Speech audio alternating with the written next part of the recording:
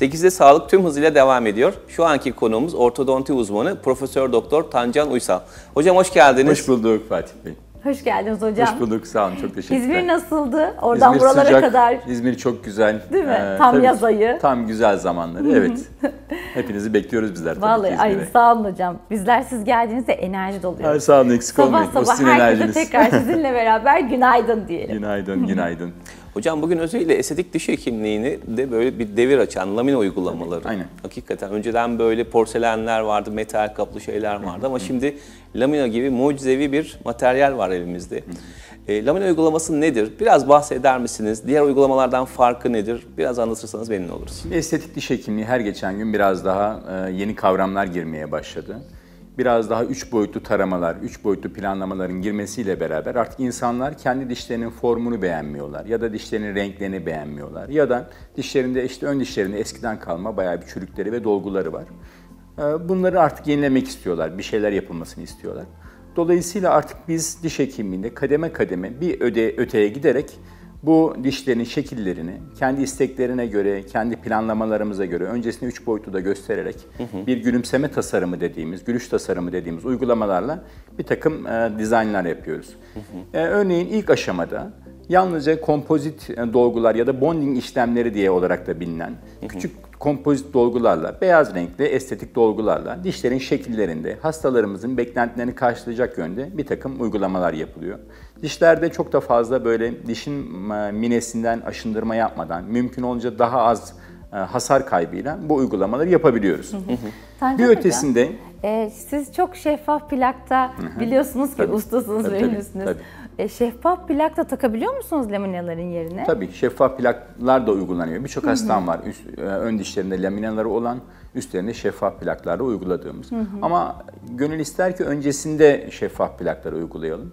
Tabii biraz önce bonding işlemlerini anlattım sizlere. Bunun bir ötesinde mineden çok ince aşındırmalar yaparak ya da prepless diye de anlatılan hiç uygulama yani biraz mineden aşındırmadan çok ince yaprak şeklindeki porselen ya da işte cam seramik gibisinden uygulamalarla dişlerin şekilleri tekrar yenilenebiliyor. Bunlar tabii dişlerin düzgün sıralanmış olması ve yalnızca şekli ya rengi ya da işte görüntüsünde bir takım estetik güzellemeler yapmak amacıyla uygulanan uygulamalar. Bunları genel olarak biz diş hekimliğinde estetik lamina uygulamaları olarak adlandırıyoruz. Bu yaprak dediğiniz hocam mesela şu kağıt kalınlığında falan mı? Yani... Aslına bakarsanız belki kağıttan bile ince diyebilirim. Çünkü kullanılan malzemenin ışık geçirgenliğinin gerçekten tam mine gibi olması gerekiyor. Eskiden kalın metal destekli kaplamalar yapardık. Onun bir ötesine geçildi zirkonyum, alttaki destek zirkonyum, beyaz bir madde, üstüne de porselenle şekillendirmeler yapılıyordu. Ama her geçen gün bizdeki malzeme bilimlerinde gelişmeyle beraber minenin bu ışık geçirgenliği, o parlaklığı, böyle dalga dalga renginin azalması, uca doğru daha şeffaflaşması gibisinden şeyleri biz aynı şekilde işte bu yaprak lamina ya da işte laminalarla hastalarımıza verebiliyoruz. Orada çok ince zar gibi bir doku olması gerekiyor ki gerçek anlamda çok güzel bir görüntü olsun. Tabii bunun için alttaki dişlerimizi çok büyük dolgular ya da yapışmasını engelleyecek bir şey olmaması gerekiyor. Ya da hastalarımızın çok fazla diş sıkmaması gerekiyor. Tabii diş sıkıyorlarsa bu dişlerde ön bölgelerde temaslar varsa risk altında olacaklardır ama bunu tabii hekim uzun uzun değerlendiriyor ve ona uygun olarak da hastaya en ideal şekilde hangi tip restorasyonların yapılmasını karar veriyorlar. Şu önemli hocam aslında siz sonuçta bir ortodontist olarak yani şeffaf plaklarla diş zaten sıralaması yapabiliyorsunuz. Evet. Ama yapamadığınız hasta grubu için değil mi daha ziyade lamina ve zirkonyum? Bence tam tersinden bakalım. Her hastaya lamine yapamıyoruz.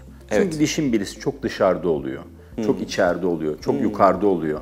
Ya da işte böyle çok fazla kesim yapmak gerekiyor. Dişi küçültüp bir zirkonyum kaplamayla yapacağınız zaman dişi küçük pirinç haline getirip üstüne bir kaplama geçirmek gerekiyor. Ya da çok daha çapraşıklığı fazlaysa orada kanal tedavisi yapıp üstüne zirkonyum yapmak gerekiyor. Ama biz öncesinde dişlerin sıralanmasını şeffaf plaklarla çok güzel bir şekilde yapıyoruz.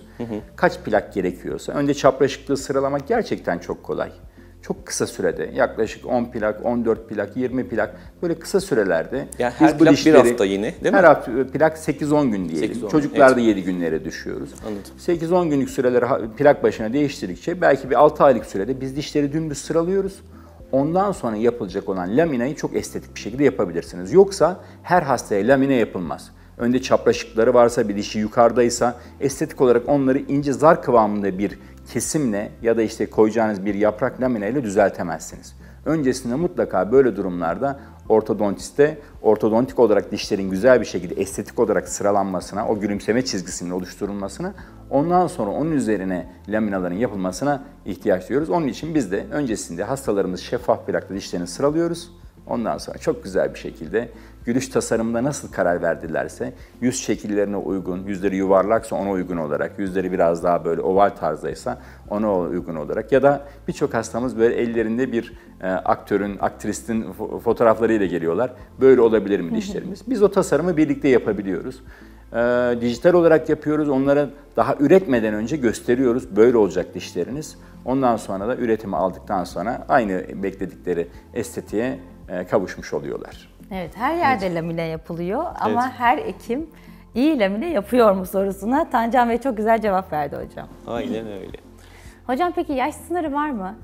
Ortodontik tedavilerde bir yaş tabii, sınırı var mı? Hiçbir zaman yaş sınırı yok. İskeletsel bir problem varsa, yani çene çok büyükse, çok küçükse, bunlara bir ameliyatla bir şeyler yapmamız gerekiyorsa o zaman yaş sınırımız olmuyor aslında bakarsanız.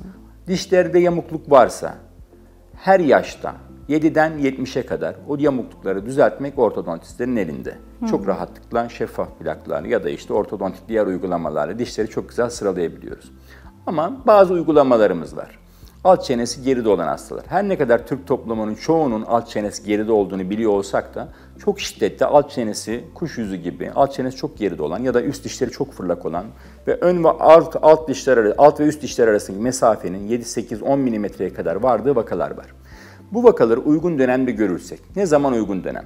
Biz hastalarımızdan el bilek filmi ya da yan kafa filmleri çekiyoruz ve oradan iskeletsel yaşlarını tespit ediyoruz. Mühim olan bize iskelet yaşı. Ve eğer iskeletsel olarak büyüme gelişimin çok hızlı olduğu bir dönem vardır. Çocuklar böyle bir ayda pantolonları olmamaya başlarlar, boylar hızlı uzamaya başlar. O uzama dönemini yakalamamız gerekiyor. Ben 8-10 yaşına gelen bir hastaya hemen alt çenenizi ileri alalım demiyorum. Diyorum ki ideal olarak bunun dönemi o büyüme gelişimin çok hızlı olduğu dönemdir. Kız çocukları için yaklaşık 11, erkek çocukları için 12-13 yaşları diye söyleyebiliriz. 10-11 diyeyim kız çocukları. Belki 1-2 yaş daha erken ergenliğe giriyorlar erkeklere göre. Eğer bu dönemde takarsak yaklaşık olarak bu alt çene ileri doğru aldığımız mandibular advancement diye bir şekilde tedavilerimizde uyguladığımız şeyi 8 ayda 10 ayda takıp kullandırıp ondan sonra dişleri sıralamakla bitirebiliyoruz. Ama daha erkense diyorum ki şimdiden bir çocuğa 8 yaşına takıp da 4 sene takmaktansa gelin bekleyelim. Tam İdeal o büyüme zamanını, aşamasında. kemik yaşını tam tespit edelim. Ondan sonra alt çenesini ileri alalım ve takip edelim hastamızı. Kısa sürede bitirelim. Çünkü 8 yaşına çocuğun ağzına bir şey takınca, 4 yıl boyunca onu ağzında bir şeylerle dolaşınca esas ihtiyacımız olduğu dönem geldiğinde artık çocuk kooperasyon göstermiyor, bıkıyor. Evet. Onun için biz çocuğa faydadan çok erken dönemde her hastaya böyle başlayarak bazen zarar vermiş olabiliyoruz. Onun için ben ama bakın her vaka için farklı şeyler söylüyorum. Alt çene gerisi olan, alt çene geriliği olan vakalarda biz alt çene ileri almak için bu dönemi bekliyoruz. Ama hasta geldi bize 70 yaşında, 60 yaşında, alt çenesi ileride ya da daha ergenliği geçmiş, erişkinlik döneminde geldi, alt çenesi ileride ve geride. O zaman işte plastik cerrahlar, çene cerrahları ile beraber biz bir takım operasyonlarla yine ortodontik uygulamalar yapıyoruz. Dolayısıyla ortodontik uygulamaların kesinlikle yaşı yok. 7'den demeyeceğim hatta, bebeklikten 70 yaşına ölene kadar biz ortodontik uygulamaları hastalarımıza her zaman yapabiliyoruz. Ama en önemlisi erken teşhis her seferinde gibi. Şimdi ne diyorsunuz? Ergenlikte sadece şeffaf plakla biz bunun tedavisini yapabiliyoruz. Doğru. Bir de yetişkin olduğunda yani ergeni geçtik 30'lu yaşlara geldiğinde eğer ki bunu fark edip gelirse operasyon yapıyoruz. Çok güzel bir şeye aslında vurgu yaptınız Burcu Hanım. Bazı hastalar var ki çenesini kapatırken bir yerde bir dişi çarpıyor ve ondan sonra çenesini ileri doğru kaydırıyor. Ya da çenesini sağa sola doğru kaydırıyor. Bu hastaları tedavi etmezsek, çenesi ileride büyüyor ya da çenesi sağda ya da solda büyüyor. Yani bir fonksiyonel problem artık kalıtsal morfolojik hale geliyor. Onun için erken teşhis döneminde biz bu uygulamaları yaparsak, bu problemleri çözersek gelecekte çok daha basit aşamalarla iskeletsel bir probleme dönüşmeden düzeltebiliyoruz. Peki bunlar genetiklik derler ya hocam, böldüm ama genetiklik deyip aman babası da zaten öyleydi derlerse? Demeyelim öyle işte. Biraz her vakanın aslına bakarsanız belki babası da zamanında tedavi olsaydı hiç bu problemleri yaşamayacaktı. Bazı hasta geliyor bize, dedim ya 12 mm overjet dediğimiz alt ve üst çene arasında 12 mm fırlaklıkla geliyor. En büyük risk %80 vakada ön keserlerinde kırık görüyoruz. Çünkü alt dişler üst dişleri normalde temasla çok güzel destekliyorlar. Ama böyle bir fırlaklık olduğu durumda sert bir şey çarptığı zaman hemen çat diye dişler kırılıyor. Böyle durumlarda ya da böyle bir düşünsenize çocuğun alt dudak içeride böyle fırlak dişlerle geziyor. Psikolojisini düşünün. Arkadaşlar arasında dalga konusu oluyor. Onun için bir takım erken başlama endikasyonlarımız var. Biz hastayı diyoruz ki alttan ve üstten 4 keser dişler sürdükten sonra bir görelim. Eğer bir acil müdahale ihtiyacı varsa biz ayrıntıyla ayrı bilgilendiriyoruz ve başlayalım diyoruz. Ama yoksa işte doğru zaman şu zamandır diye tarif edip hiç yoktan yıllık kontrollerle gelişimini takip ediyoruz ve ondan sonra ideal zamanda tedavisine başlıyoruz. Hocam verdiğiniz bilgiler için çok teşekkür ederiz. Teşekkür ederiz. Sağ olun. Çok sağ olun hocam. Ağzınıza sağlık. Sağ olun. Evet efendim, bugünkü konuğumuz ortodonti uzmanı Profesör Doktor Tancan Uysal idi. Kendisine vermiş olduğu bilgiler için çok teşekkür ediyoruz. Programımız kaldığı yerden tüm hızıyla devam ediyor.